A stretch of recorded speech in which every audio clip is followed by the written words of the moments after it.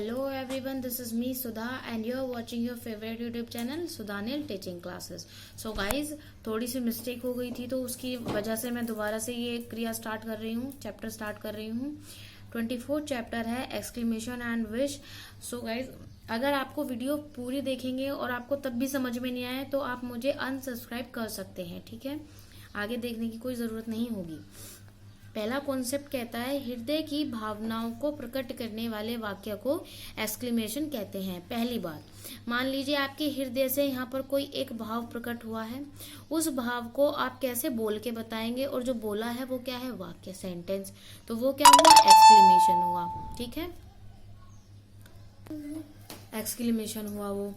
अभी हम कहते हैं कि विश क्या है, हृदय की इच्छाओं और ईश्वर। देखिए सबसे पहला पॉइंट, ईश्वर, हृदय की इच्छा, अपने मन की कोई इच्छा हो, ईश्वर से हम प्रार्थना कर रहे हों या हम आशीर्वाद चाह रहे हों भगवान से, ऐसे वाले वाक्यों का जब हम वर्णन करते हैं तो विश कहलाता है। जैसे कि यहाँ पर हमने यहाँ तक का हमें पता है वाक्य बोला हमने, तो वो क्या है, हमारा एक्सक्लेमेशन। लेकिन वही वाक्य अगर हमने उसका वर्णन कर दिया कि वो वाक्य क्या है, क्यों है, कैसे है, वो हमारी इच्छा कहलाती है, विश कहलाती है। इन्होंने कहा है कि परंपरागत व्याकरण में से ऐसे वाक्य को ऑप्टेटिव सेंटेंस में कहा जाता है, लेकिन आज के टाइम में यानी कि आधुनिक युग में इसका वर्णन सब्जेक्टिव मोड के अंतर्गत होता है, ठीक है जी। अभी आप समझिए एक्सक्लेमेशन क्या है। एक्सक्लेमेशन ऐसे वाक्यों में सबसे पहले, एक्सक्लेमेशन जब मन की कोई भावना निकलती है, ऐसे वाक्यों में सबसे पहले क्या करेंगे, एडवर्ब, उसके बाद में हम एडजेक्टिव और फिर नाउन लगाएंगे, बाद में वर्ब आएगी और उसके बाद में हम ये वाला साइन जो आप देख रहे हैं इसको एक्सक्लेमेटरी साइन कहते हैं, ये लगाएंगे, ठीक है। में, यहाँ पर देखिए में से आरंभ करके प्रोनाउन लगाकर फर्स्ट फॉर्म का प्रयोग करते हैं, यानी कि फिर उसके बाद में ये इसका इस्तेमाल करते हैं। में से आरंभ होने वाले, मैं उसकी सेंटेंस की बात बोल रही हूँ। मेरी इच्छा के लिए हम आई विश का इस्तेमाल करेंगे। आइए चलिए देख लेते हैं कुछ सेंटेंसेस। देखिए यहाँ पर लिखा हुआ है रात कितनी सुहावनी है, एक्सक्लेमेशन मार्क दिख रहा है। अब ये एक जो बात है ये मन का भाव है, क्या है, मन का भाव, ठीक है। तो यहाँ पर लिखा है how fine the night is, exclamatory mark, सही है, ओके। मौसम कितना गर्म है, ये भावना निकली है मन से। How hot the day is, exclamatory mark नहीं भूलना है, क्योंकि ये जो भाव निकल रहे हैं ये एक्सक्लेमेशंस वाले हैं, ठीक है ना। विश हो या एक्सक्लेमेशन हो, मतलब ये नहीं हटना है, क्योंकि भावना भी, उस मन की भावना विश में भी आती है। तुमने कार्य कितनी बुरी तरह से किया है, यानी कि हम अपनी बात को ही समझा रहे हैं, अच्छे तरीके से वर्णन कर रहे हैं। तो how badly you have done the work, देखिए हाउ क्वेश्चन मार्क वाला निकला बाहर वर्ड, बैडली ये आपका आया है, आपका एडवर्ब आया है, यू सब्जेक्ट है, हैव वह हेल्पिंग वर्ब है, डन द वर्क सब्जेक्ट है, ठीक है। रात कितनी ठंडी है, अच्छी लग रही है ये बातें, रात कितनी ठंडी है। How very cold the night is, सही है। मैं बर्बाद हो गया हूं, इसका मतलब ये दुख प्रकट कर रहा है, ये क्या है, सैड है, ये है सैड। और इसको क्या करना है हमें, जो ये वाला वर्ड आपको दिख रहा है ना, इसको हम इंग्लिश में अलास लिखते हैं, अलास, और एक्सक्लेमेटरी मार्क यहीं पर आ जाएगा, आई एम रेंडेड, ठीक है। आप दीर्घजीवी हो। अब देखिए यहाँ पर आशीर्वाद मिल रहा है, यानी कि मे का इस्तेमाल हो रहा है। अभी मैंने आपको बताया यहाँ पर देखिए मे से आरंभ करके प्रोनाउन लगाकर फर्स्ट फॉर्म लाते हैं। देखिए मे से आरंभ करके सब्जेक्ट आया यू, और यहाँ पर प्रोज पर आया, सॉरी ये नहीं था, may you live long, subject आया, लिव मीन्स आपको यहाँ पर वर्ब दी है, लॉन्ग आपको दे दिया गया है, समझ रहे हैं आप।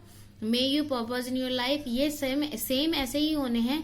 यहाँ पर हमने क्या किया, प्रोनाउन एडजस्ट किया है, उसके बाद में फर्स्ट फॉर्म आई है। अगर होता तो ये जो है ना ये वर्ब, ये इसमें थर्ड फॉर्म भी आ सकती थी, सेकंड फॉर्म भी।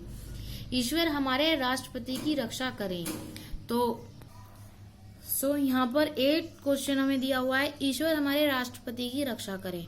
यहाँ पर मन का भाव निकला है, तो मतलब ये हमारी विश है, हमारी इच्छा है मन के अपने राष्ट्रपति की रक्षा के लिए। God save our president exclamatory mark. इसे ही आपको सब कुछ शो करना है, ये नहीं भूलना है। मेरी इच्छा है कि मैं वहां होती, देन मेरी इच्छा के लिए मैं यहाँ पर यूज करूंगी I wish I were there. होना इसमें वर दर्शा रहा है, ठीक है, कि मैं वहां होता या होती, मेरी इच्छा है ये, तो ये वर दर्शा रहा है, ठीक है। सो गाइज आज का ये सेशन यहीं पर रोक देते हैं। थोड़ा सा मैं सेशन लेती हूँ एक्टिव एंड पैसिव का। मैं आज आपको कॉन्सेप्ट समझा देती हूँ, कल मैं उसके सारे सेंटेंस कंप्लीट कराऊंगी क्योंकि बहुत ही लेंथी है चैप्टर, वो इतना एकदम से नहीं हो पाएगा। तो चलिए उसके कॉन्सेप्ट समझ लेते हैं। देखिए ये 25th चैप्टर है जो कि आपका आता है एक्टिव एंड पैसिव वॉइस में। तो यहाँ देखिए प्रेजेंट टेंस में हम पहले यूज करेंगे क्या, सिंपल प्रेजेंट का मतलब होता है प्रेजेंट इंडेफिनिट टेंस। इसमें वाक्य के सब्जेक्ट के अनुसार कार्य करना होता है। इज एम आर के साथ मुख्य क्रिया वर्ब की थर्ड फॉर्म का हम इस्तेमाल करते हैं। निषेधात्मक यानी कि नेगेटिव में बस हम बीच में नॉट का हम इस्तेमाल कर देते हैं और कुछ नहीं करते हैं। प्रश्नवाचक वाक्यों में सहायक क्रिया कर्ता से पहले आ जाती है। देखिए सहायक क्रिया क्या, जैसे कि वाई, डब्ल्यू एच वाले आ गए हमारे, और जो है ये हमारे आ गए इज, आर, वर, ऐसे वाले वर्ड हमारे स्टार्टिंग में आ जाते हैं। प्रेजेंट कंटिन्यूअस टेंस देखिए, प्रेजेंट कंटिन्यूअस टेंस में क्रिया जो है is being, am being, are being, मतलब बीइंग का यूज आप इसमें करेंगे कंटिन्यूअस में, ठीक है। इनके साथ मुख्य क्रिया की थर्ड फॉर्म का आप इस्तेमाल करेंगे और फर्स्ट के साथ आई के साथ एम बीइंग, वी, यू, दे तथा प्लूरल नाउन के साथ आर बीइंग तथा ही, शी, इट और सिंगुलर नाउन के साथ में इज बीइंग का प्रयोग होता है। ये थोड़ा सा पानी गिर गया था तो उससे ये रब सा हो गया है, आई एम सॉरी। बच्चे शैतानी करते हैं तो घर में ऐसा ही होता है, मतलब करना कुछ और होता है और हो कुछ और जाता है, वो वाली स्थिति यहाँ पर है। अभी देखिए प्रेजेंट परफेक्ट टेंस, सहायक क्रिया यानी कि हैव बीन, हैज बीन के साथ मुख्य थर्ड फॉर्म आएगी वर्ब की, आई, वी, यू, दे तथा प्लूरल नाउन के साथ में हैव बीन के साथ ही, शी, इट, सिंगुलर नाउन के साथ में देखिए हैव बीन के साथ में यानी कि ही, शी, इट, सिंगुलर के साथ में हैज बीन का हम प्रयोग करेंगे, ठीक है जी। अभी आप ये गांठ बांध लीजिए कि आई, वी, यू, दे के साथ में आप क्या करेंगे, हैव बीन का इस्तेमाल करेंगे। ही, शी, इट के साथ में आप सिंगुलर में हैज बीन का इस्तेमाल करेंगे।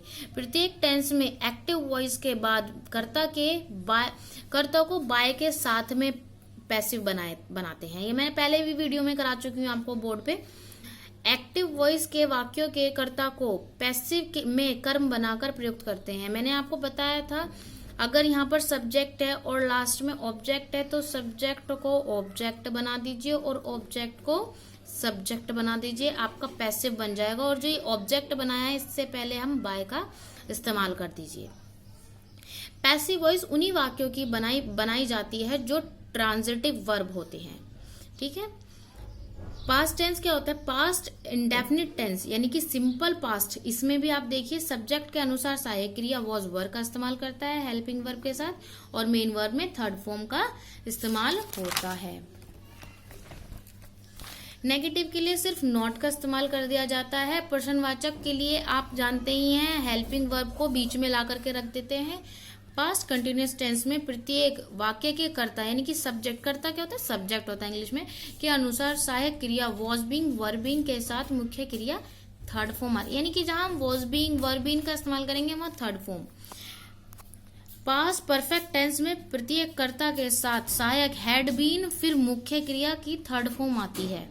फ्यूचर टेंस बच्चों थोड़ा सा लेंथी हो जाएगा, फ्यूचर टेंस में कल स्टार्ट करती हूँ, तब तक के लिए बाय बाय।